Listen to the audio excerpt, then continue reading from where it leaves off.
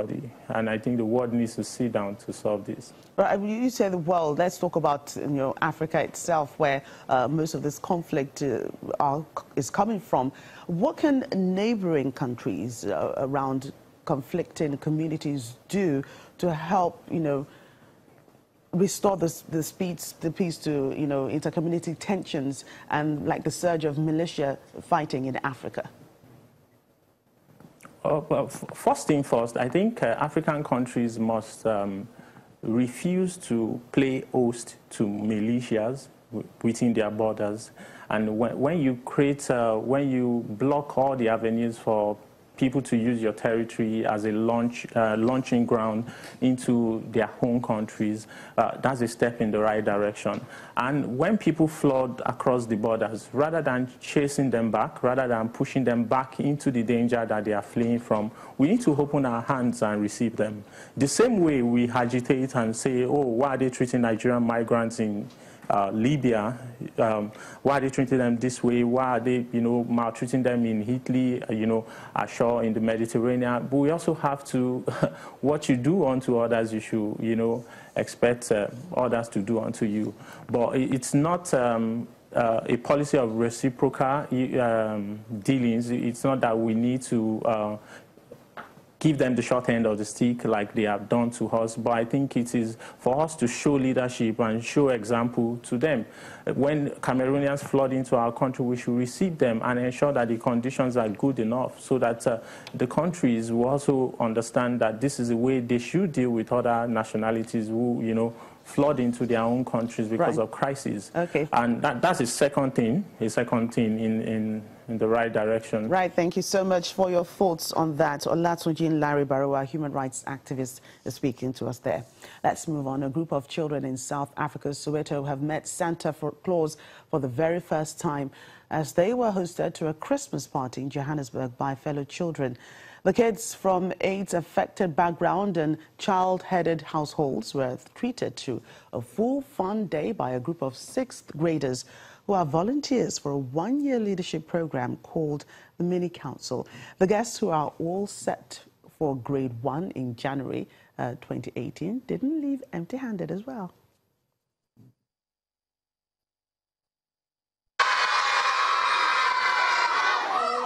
The party had a bit of everything fun. The 122 children from different less privileged settings being hosted were out to have fun, and they did.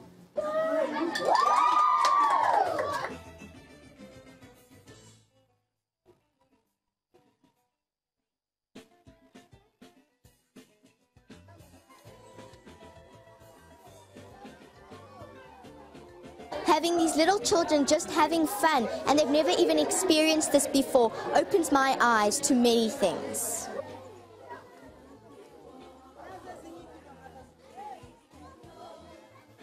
Soon Santa came calling.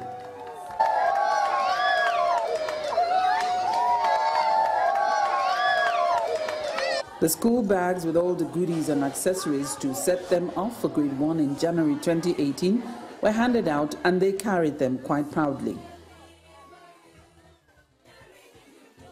The hosts, called Mini Councillors, helped by the Mini Council alumni volunteers, are basically school kids who have dedicated their grade 6 to 7 year to develop leadership skills through service to communities.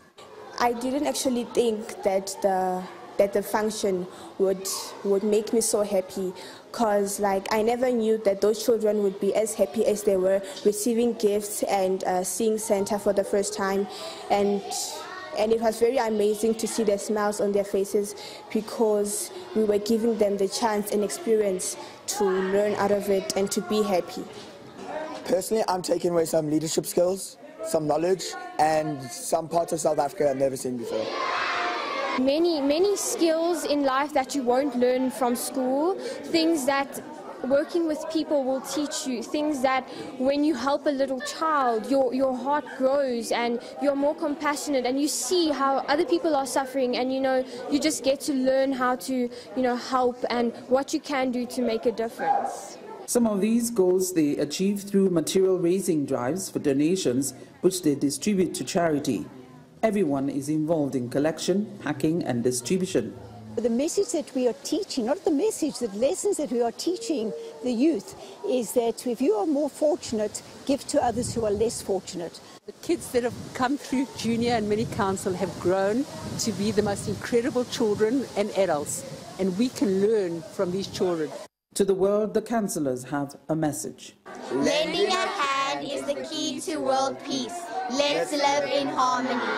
From Johannesburg, South Africa, Pt.2, Channels Television News. Many councillors with a big heart. Well, let's move on. Here in Nigeria, in spite of constraints on fuel supply in Lagos, the commercial capital, Christian faithful gathered on Christmas Day to commemorate the birth of Jesus Christ, who they believe came to save humanity from its sins. Some churches, however, were closed, so it was learnt that they had celebrations the day before and chose to spend time with family and friends.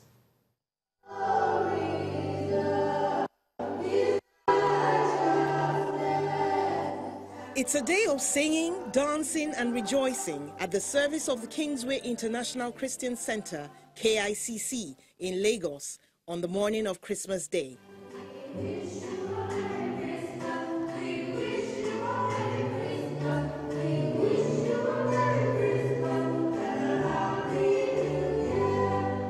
A play showing the church as the bride of Christ.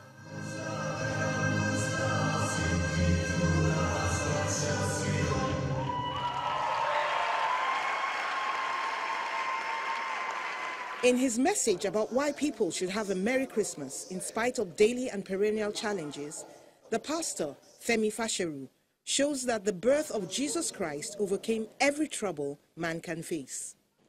It's a time of celebration because his birth brought about reconciliation. The message is to the individual and the nation. Jesus came as an example of how people and governments ought to conduct themselves. Coming up on the program.